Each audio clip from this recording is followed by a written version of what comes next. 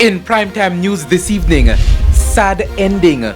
Police find remains believed to be that of the missing Clarendon teacher. Where's the evidence? Taxi Association questions sexual harassment claims against its members. And charged. Man in viral voice note sending threats to face the courts.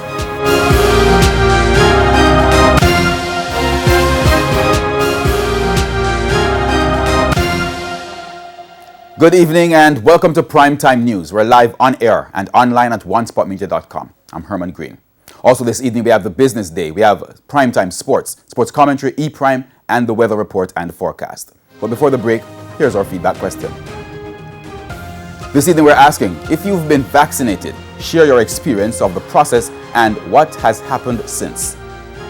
You can share your comments online, facebook.com/televisionjamaica, or tweet at televisionjam. Please stay with us. Primetime News returns right after this break.